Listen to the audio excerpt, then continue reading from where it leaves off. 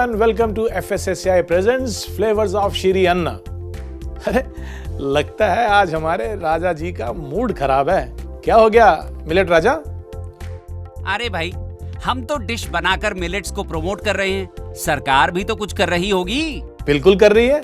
अभी हाल ही में जो G20 समिट हुआ था, वहां पर आए विदेशी मेहमानों को एक से एक बेहतरीन मिलेट की डिशेस बनाकर सर्व की गई थी।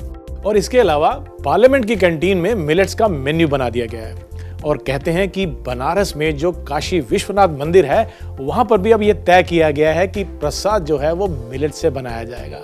मैं आपको एक और बात बताना चाहता हूं मिलेट राजा, कि जो हमारी गवर्नमेंट है वो प्राइवेट कंपनीज के साथ मिलकर मिलेट कैफेज के ऊपर बहुत जोरों शोरों से काम कर रही है। हैं? सच? तो देखा आपने मिलेट राजा, सरकार बहुत से काम कर रही है ना। आप बिल्कुल भी नाराज मत होए। तो आज आप क्या बना रहे हैं? आज मैं बनाने वाला हूं सेसमी और finger millet croquettes. Finger millets यानी रागी। ये अंग्रेजी में मिलेट्स को अजीब अजीब नाम क्यों दिए गए हैं? दरअसल रागी जिस पौधे पे उगती है, उसका जो ऊपर का आकार है वो फिंगर्स यानी उंगलियों की तरह होता है, तो इसलिए उसको फिंगर मिलेट कहा जाता है। समझे राजा जी? समझ गया। जैसा मैंने आपको पहले बताया, आज हम बनाने वाले हैं sesame and finger millet croquettes. ये बहुत ही लाजवाब डिश है।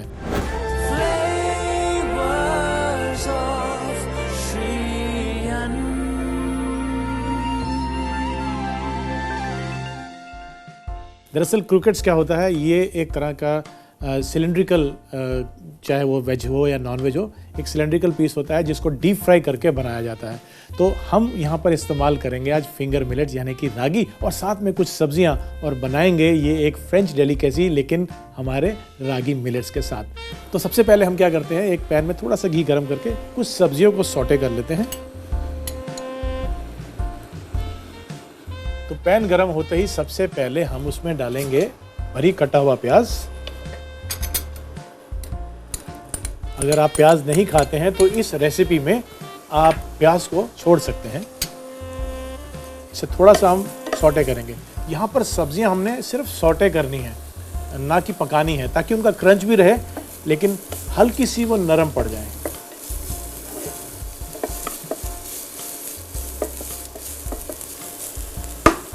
अब देखेंगे कि प्याज जो है वो सुनहरी हो गए हैं। अब इसमें हम डालेंगे ये बीटरूट। इसको मैंने छोटा छोटा काट लिया है। साथ ही में डालेंगे गाजर, इनको भी हमने बारीक काट लिया है। यदि आप नहीं काट पाए तो आप इसको कद्दूकस भी कर सकते हैं। और साथ ही में ये फ्रेंच बीन्स।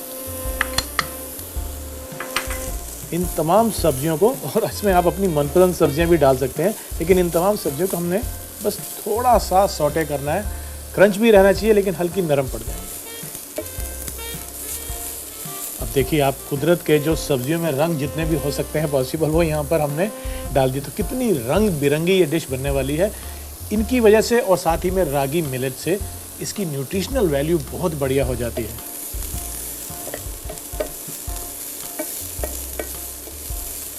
बस 1 से 2 मिनट हमने इसको सौटे किया और इसको हम हटा लेते हैं और यहाँ पे रख लेते हैं। अब दूसरे पैन में हम लेंगे देसी घी, और इसको भी गर्म होने देते हैं। और घी के गर्म होते ही इसमें हम मिला देंगे ये फिंगर मिलेट फ्लावर यानी कि रागी का आटा। और आटा डालने के बाद हमने इसको मिक्स करना है और धीमी आंच पर इसको पकाना है, ताकि जो रागी के आटे का कच्चापन है वो दूर हो जाए।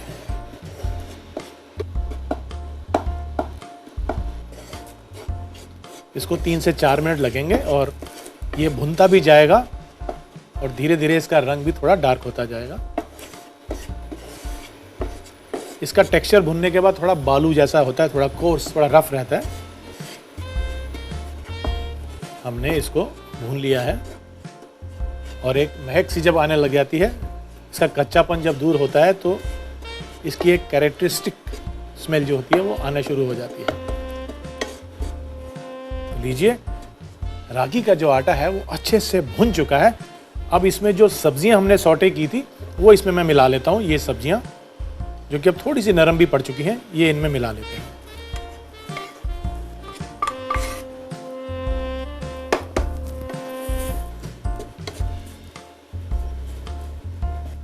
यहाँ तो मैंने गाजर, चुकंदर, बीन्स लिया है।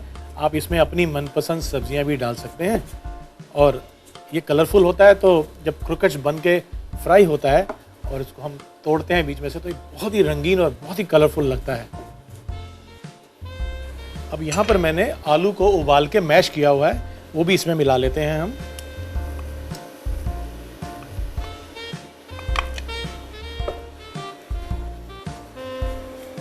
इनको मिक्स कर लेंगे। इन तमाम चीज़ों को मिलाते हुए जैसे आटा गूंथते हैं वैसे ये एक गूंदा हुआ मिक्सचर तैयार हो जाएगा।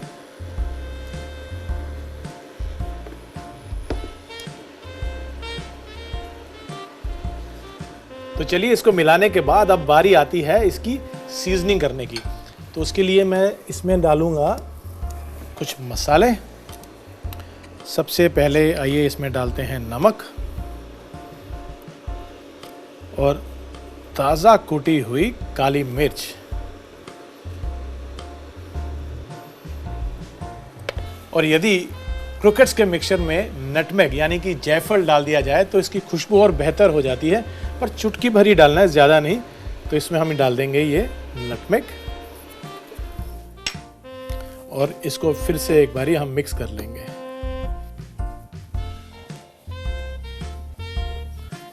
अब इसमें हम डालेंगे बारीक कटा हुआ हरा धनिया और हरी मिर्च। क्योंकि हमने काली मिर्च भी डाली है तो आप चाहें तो हरी मिर्च थोड़ी कम भी डाल सकते हैं। अब इनको मिक्स कर लेते हैं और एक बोल में निकाल लेते हैं ताकि ये मिक्सचर थोड़ा सा ठंडा हो जाए।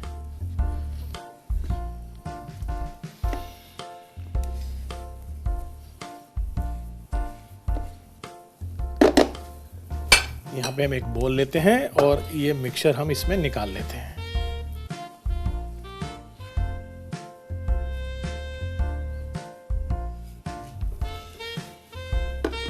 अब मैं यहाँ पर एक कढ़ाई रखता हूँ तेल की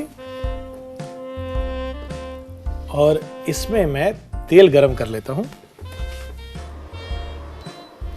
जब तक ये तेल गरम होता है, आइए हम क्रोकेट्स बना लेते हैं।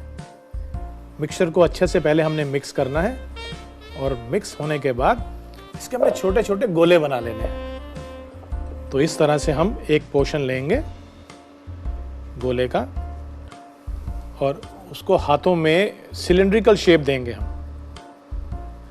कुछ इस तरह से।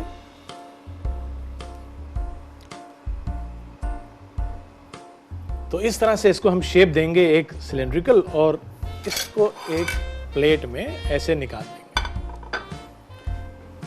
देखिए, हम जो मिलेट्स की डिशेस बना रहे हैं तो मैं आपको बता दूं या याद दिला दूं कि मिलेट्स के बहुत फायदे हैं। अब मिलेट्स की जो फसल है इसको उगाने से ही पोल्यूशन कम होती है, तो ये हमारे क्लाइमेट चेंज के लिए भी बेहतर है और हमारी फूड सिक्योरिटी के लिए भी बहुत बढ़िया चीज़ है। क्योंकि जो मिलेट्स है ना, ये किसी भी भूमि पे, जैसे कि जहाँ पानी कम हो, जहाँ थोड़ी सी जो भूमि है वो ज़्यादा उपजाऊ ना हो, वहाँ पर भी इसकी फसल उग जाती है। तो ये किसानों के बड़े हित में है। तो मिलेट की पैदावार में ही हमारी सबकी भलाई है।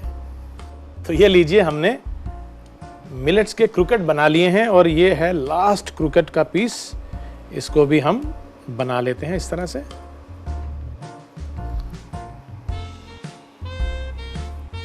और इसकी साइड को टैप करते हुए इसको एक सिलिंड्रिकल शेप दे लेते हैं।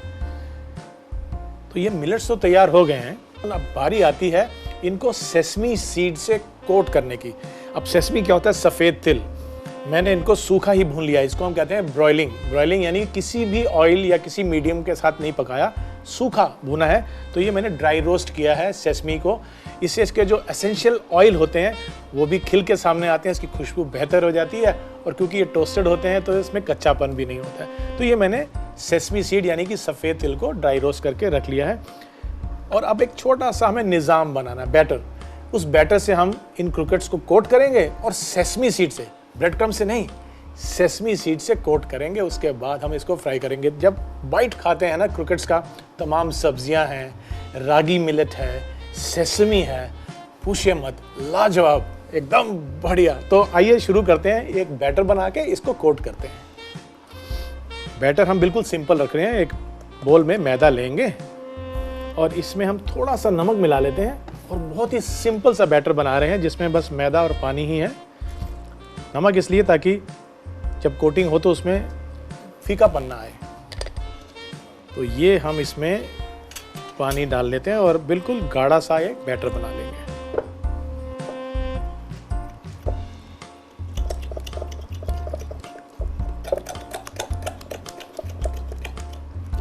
जब एक बार गाढ़ा बैटर बन जाए फिर उसकी कंसिस्टेंसी हम थोड़ी सी पतली कर सकते हैं। अब इसको थोड़ा सा हम पतला करेंगे।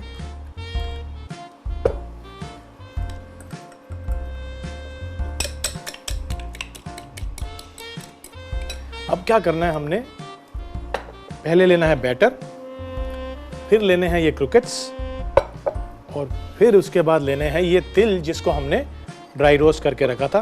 तो इन तिलों को हम इस प्लेट में डाल लेंगे और उसके बाद हमने क्या करना है कि हम एक एक करके क्रूकेट को इसके अंदर डालते जाएंगे इस तरह से और बैटर से उसको कोट करेंगे।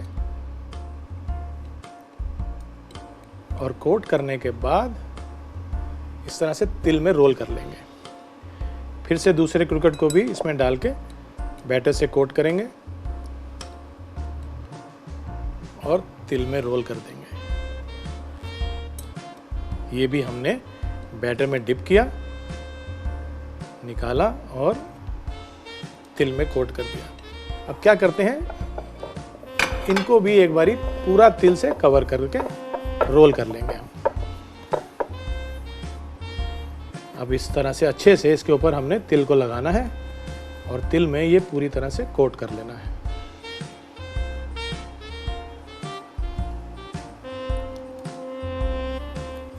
और इसी तरह से हम बाकी के जो क्रूकेट्स हैं उनको भी बैटर में डिप करके तिल से कोट कर लेंगे। कोट करने के बाद इसको अच्छे से सेट होने के लिए हमें इसको 10 से 15 मिनट फ्रिज में रख लेना चाहिए। उससे जो सेसमी है वो अच्छे से इसके ऊपर बाइंड हो जाते हैं और फ्राइंग के समय फिर वो छूटते कम हैं।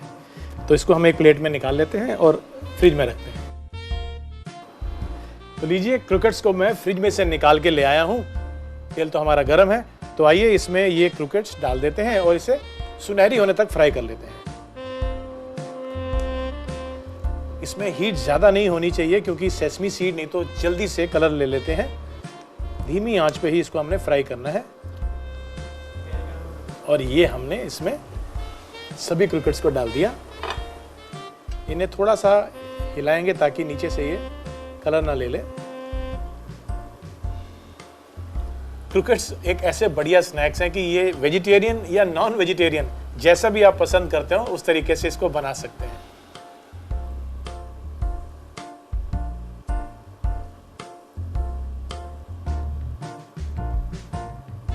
और जैसे ही क्रूकेट्स के ऊपर हल्का सुनहरी रंग आने लगे उसको एक शेड पहले ही हमें इसको निकाल लेना चाहिए क्योंकि ये धीरे धीरे जल्दी से ब्राउन होना शुरू हो जाते हैं। और वैसे भी जो सेसमी सीड्स हैं हमने उसको टोस्ट किया हुआ था। इसको एक प्लेट पे हम टिश्यू पेपर लगा के उस पर निकाल लेंगे ताकि जितना भी एक्सेस ऑयल होगा वो ये टिश्यू पेपर सोक कर लेंगे। तो ये हो गए तैयार हमारे क्रूकेट्स। तो लीजिए, क्रूकेट्स फ्राई हो चुके हैं। अब बारी आती है इनकी प्लेटिंग की। तो मैं इनकी प्लेटिंग भी कर लेता हूं और इनको अरेंज कर लेता हूं एक प्लेट में इस तरह से। और जब तक मैं इसकी प्लेटिंग करता हूं आप इसका एक रिकैप देख लीजिए क्योंकि अभी आपको ये बनाने हैं। मैं तो इनको खा के इसका मज़ा ले लूँगा, आपको इनका मज़ा लेने के लिए बनाना पड़ेगा। तो आप रिकैप देखिए, मैं प्लेटिंग तैयार करता हूँ। सेसेमे एंड फिंगर मिलेट क्रॉकेट्स बनाने के लिए सबसे पहले एक पैन में 1 चम्मच घी और बारीक कटा हुआ प्याज डालकर भून लें। प्याज सुनहरी होने पर इसमें बारीक कटा हुआ बीटरूट, गाजर, फ्रेंच बीन्स डाल के अच्छे से मिलाकर सौटे कर लें। अब दूसरे पैन में देसी घी डालकर गरम कर लें। फिर इसमें रागी का आटा डालकर भून लें। रागी भूनने के बाद इसमें सौटे वेजिटेबल्स डाल के मिला लें। फिर इसमें मैश्ड पोटैटो डालकर मिक्स कर लें। अब इसमें 1 चम्मच नमक, 2 चम्मच कुटी काली मिर्च, चुटकी भर जायफल डालकर मिला लें और इसमें बारीक कटा हुआ हरा धनिया और हरी मिर्च डाल के मिला लें और ठंडा होने के लिए एक बाउल में निकाल लें। अब एक कढ़ाई में तेल गरम कर लें, फिर मिक्सचर को अपनी मनपसंद शेप दें। एक बाउल में आधा कप मैदा, 2 चम्मच नमक और पानी डालकर बैटर बना लें। अब क्रॉकेट्स को पहले बैटर में डिप करके ड्राई रोस्टेड तिल से कोट कर लें और फिर सेटल होने के लिए फ्रीजर में रख दें। एक कढ़ाई में तेल गरम कर लें और बने हुए क्रॉकेट्स को कढ़ाई में डाल के सुनहरा होने तक पकाएं। प्लेटिंग के लिए एक प्लेट में सभी क्रॉकेट्स को निकाल लें और अपने मनपसंद डिप के साथ गर्मा गर्म परोसें।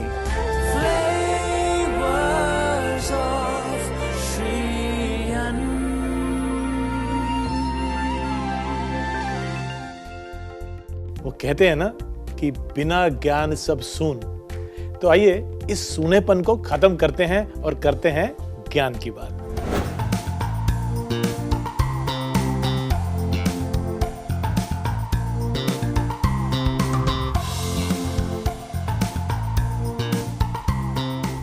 मैं आपको एक बहुत ही काम की बात बताता हूं, वो भी पर्सनल तजुर्बे से। आपने अक्सर देखा होगा कि लोग वजन कम करने के लिए बहुत कुछ खाते हैं, फिर जिम भी जाते हैं। मैं आपको बताऊं एक राज की बात, ये सब करने की बिल्कुल ज़रूरत नहीं है। यदि आप रागी से बनी हुई डिशेस खाना शुरू कर देंगे तो आप देखेंगे कि आपका जो पेट है वो दिन भर भरा भरा सा रहेगा। तो ऐसे में क्या होता है कि हम खाना तो बहुत तरह का खा लेते हैं और शाम को जब हम अनहेल्दी स्नैकिंग कर लेते हैं, चाय के साथ कुछ तला हुआ खा लिया, तो वहाँ जितनी भी हमने वर्जिश करी है या डाइटिंग करी है वो सब फेल हो जाती है। रागी का बना हुआ खाना खाने से एटलीस्ट आपका पेट भरा भरा लगेगा और इस अनहेल्दी स्नैकिंग से आपको बिल्कुल छुटकारा मिल जाएगा। दूसरी चीज़ ये है कि ये जो रागी या कोई भी मिलेट होता है, इससे बना हुआ खाना खाने से आपकी अगर डायबिटीज़ हो तो उसमें भी काफ़ी मदद मिलती है। तो है ना ये काम की चीज़। तो आप एक काम कीजिए, छोड़ दीजिए ये सब गेहूँ और ज़्यादा से ज़्यादा राइस के ऊपर डिपेंड होना। आप अपना लीजिए मिलेट्स। आपने जैसे ही मिलेट अपनी डाइट में शामिल किया तो जिम भी नहीं जाना पड़ेगा, खुद ब खुद आपका वजन भी कम हो जाएगा। है ना ये ज्ञान की बात। FSSAI presents flavours of Shri अन्न में अब वक्त हो चला है एक ब्रेक का, एक छोटे से ब्रेक का। हम यूं गए और यूं आए, कहीं जाइएगा नहीं।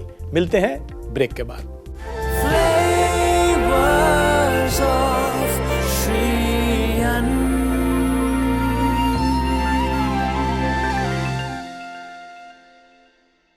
Hello and welcome to FSSAI presents flavours of Shri Anna. आज हम एक ऐसी रेसिपी बनाने वाले हैं जो कि मीठी है। और मीठी इसलिए है कि जब भी कोई अच्छा काम करते हैं, खुशी का मौका होता है, कोई गुड न्यूज़ आती है, तो हम कहते हैं मुंह मीठा हो जाए। तो श्री अन्न को जब हम इतना प्रख्यात या फेमस कर रहे हैं तो क्यों ना कुछ मीठी मीठी बातों के साथ मीठी मीठी रेसिपीज भी हो जाएं। तो आज हम बनाने वाले हैं पर्ल मिलेट बर्फी।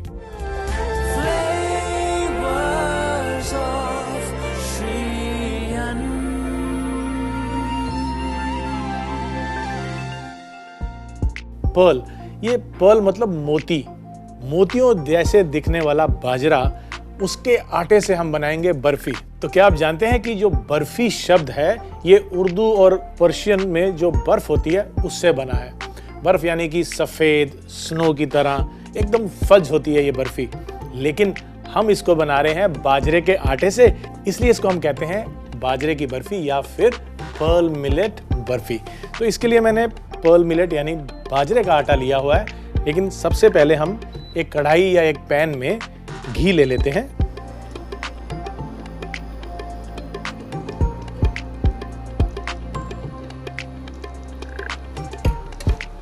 और घी के गर्म होते ही इसमें हम ये पर्ल मिलेट यानी कि बाजरे का आटा मिला देंगे।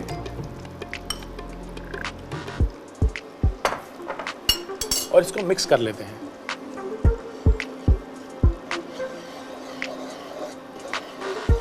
और मिक्स करने के बाद इसको धीमी आंच पर हमने पकाना है।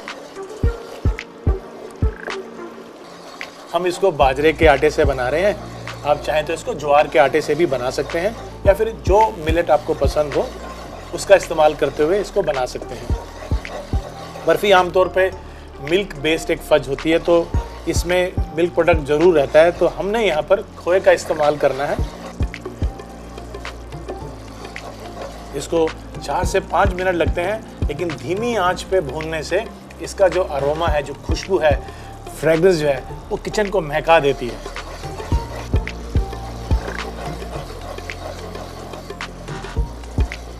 बाजरे के आटे से तो हम कई रेसिपीज बनाते हैं।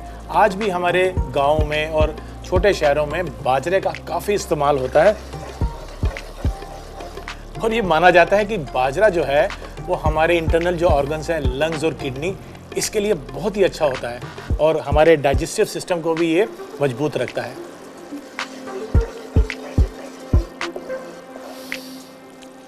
इसकी महक अब आना शुरू हो चुकी है और ये एक इंडिकेशन होता है कि जो हम भून रहे हैं, चाहे वो आटा हो, सूजी हो या फिर यहाँ बाजरे का आटा, अब ये धीरे धीरे कलर भी बदलता रहेगा और इसकी महक बता रही है कि ये तैयार होने वाला है।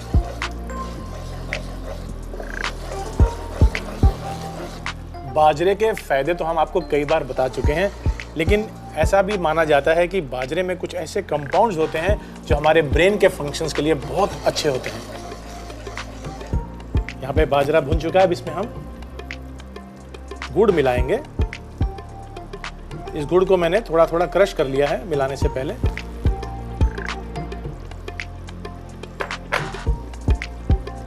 अब ये धीरे धीरे मेल्ट होता जाएगा, साथ ही में इसमें हम डाल देंगे ये खोया।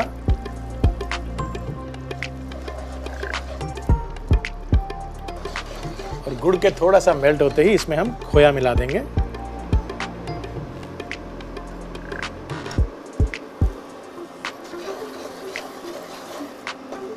और इसको काफ़ी देर अब भूनना पड़ेगा ताकि ये मिक्सचर थोड़ा सा और गाढ़ा हो जाए और टाइट हो जाए। जब खोया अच्छे से मेल्ट हो जाएगा गुड़ के साथ मिलके, वो एकदम ऐसे स्मूथ सा टेक्सचर जब आ जाएगा, इसको 10 मिनट के करीब लगेगा, तब ये इंडिकेशन है कि अब ये तैयार हो चुका है और इसको हमने अब ट्रे में या थाली में डाल के सेट करना है। तो बंद करते हैं इंडक्शन को और मिक्सचर को हम ट्रांसफ़र कर लेते हैं एक ट्रे में या थाली में। मेरे पास ये ट्रे है, इसमें मैंने नीचे थोड़ा सा देसी घी लगा लिया है, तो ग्रीस कर लिया है और ये मिक्सचर मैं इसमें ट्रांसफ़र कर दूंगा।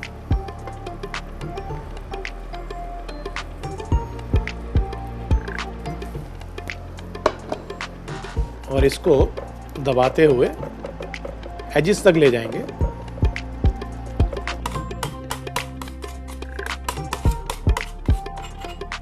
साइड्स को बराबर करते हुए एकदम समतल कर लेंगे इसको।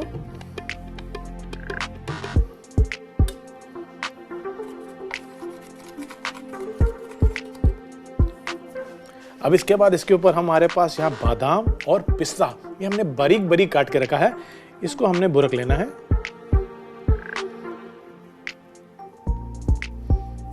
और चारों तरफ हमने कवर कर लेना है बर्फी को इस बारीक कटे हुए नट्स के साथ। तो बस इसको अब सेट करने के बाद हमने जो नट्स डाले थे उसको भी हल्का हल्का टैप कर देते हैं ताकि वो भी इसमें अच्छे से सेट हो जाएं, अंदर चले जाएं थोड़े से। अब इसको हमने ठंडा होने के लिए रखना है, थोड़ी देर ठंडा करेंगे, उसके बाद मन चाहे आकार में इसके हम पीसीस काट सकते हैं। अब बारी आती है इसको काटने की, लेकिन उससे पहले थोड़ा सा इसको डेकोरेट कर लेते हैं और मैं लेता हूं ये चांदी की वर्क। इस तरह से हल्के हाथों से हम इस पे वर्क लगा देंगे।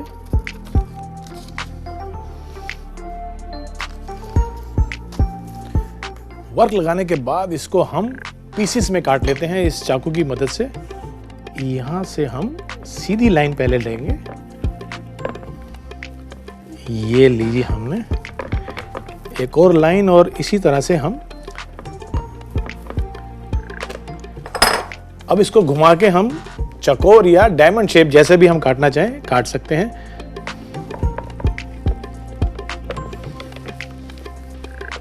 और ये जो साइड की एजेस हैं इसको हम हटा देते हैं।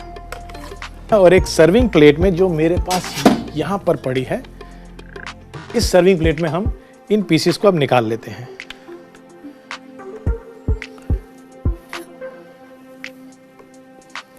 और इसी तरह से मैं इसको अरेंज कर लेता हूं,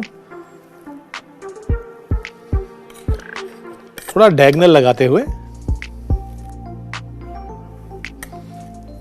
तो ये लीजिए हमारी पर्ल मिलेट बर्फी यानी कि बाजरे की बर्फी तैयार हो चुकी है। और ये मेरा दावा है कि ये बर्फी आज तक जितनी भी आपने बर्फी खाई है उन सबसे ऊपर और सबसे बेहतर है। तो क्यों ना आप भी इसको ट्राई करें और अपनाएं ये पर्ल मिलेट बर्फी और मिलेट्स को भी। पर्ल मिलेट बर्फी बनाने के लिए एक पैन में 3 बड़ा चम्मच घी और बाजरे का आटा डालकर मिला ले और धीमी आंच पर पका ले। बाजरा भूनने के बाद इसमें क्रश्ड गुड़ और आधा कप खोया डालें। इसके गाढ़ा होने तक इसे भूनें। अब एक ट्रे पर बाजरे के मिक्सचर को डालकर समतल कर लें। फिर इस पर बारीक कटे हुए बादाम और पिस्ता डाल के अब इसे ठंडा होने के लिए थोड़ी देर के लिए रख दें। फिर इस पर चांदी का वर्क लगाएं और इसे बर्फी के आकार में काट लें। प्लेटिंग के लिए एक प्लेट में बर्फी के पीसेस रख के परोसें।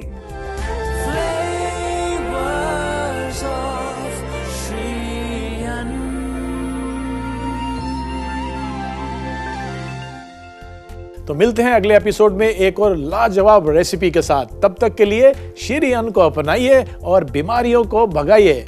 Do take care of yourself. नमस्कार। Can we remove this please? No. ठीक है, मैं पीछे बोलता हूँ ये लास्ट लाइन। लास्ट लाइन ही बोलनी है ना सिर्फ पीछे। मैं आपको ऐसे बोलूंगा तो पास आ जाना उस समय। तो इस तरह से हल्के हाथों से हम उड़ रहा है। नहीं तो यहीं से अच्छा ठीक है, दोबारा लेते हैं जी। बस ये लास्ट है, इसके बाद तो थोड़ा सा सेटअप फिर चेंज होगा, ये सब हटा देंगे। हम कोशिश करते हैं अपना वजन कम करने की। उसके लिए हम तरह तरह के टेक टू खाली निकला हुआ पेज